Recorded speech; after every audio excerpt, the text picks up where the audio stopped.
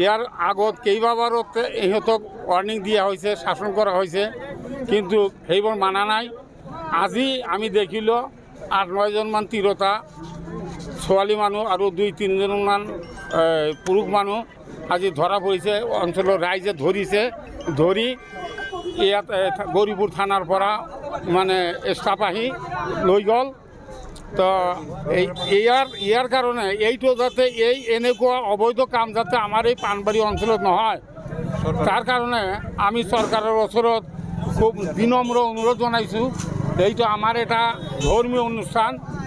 Lower আসামৰ ভিতৰত এই আমাৰ পাণবাৰীখন এখন ধৰ্মীয় প্ৰতিষ্ঠান। এই প্ৰতিষ্ঠানৰ ওচৰত এনেকুৱা অবৈধ কাম কৰাটো অঞ্চলৰ ৰাইজৰ মানে একেবাৰে অতিষ্ঠ হৈ গৈছে। যাতে এইবোৰ ইয়াৰ পিছত আৰু নহয়, তাৰ কাৰণে চৰকাৰৰ ওচৰত আমি বিনম্ৰভাৱে অনুৰোধ জনাইছোঁ। মোৰ ঘৰ ইয়াতে, মই ইয়াতে থাকোঁ। মোটামুটি 10-12 বছৰলৈকে আমি শুনামতে মাজে সময়ে মানে বোৱাৰী মানুহ আৰু ছোৱালী মানুহ ইয়াতে আহি বেয়া কাম চলায় আৰু মতা মানুহবিলাকো মানে লাইন ধৰি অহা যোৱা কৰে। আৰু কিছুমান ঘৰ আছে ইয়াতে, আপোনালোকে ভালকৈ তদাৰক কৰিলে মানে আইনৰ জৰিয়তে তদাৰক কৰিলে চব গম পাব।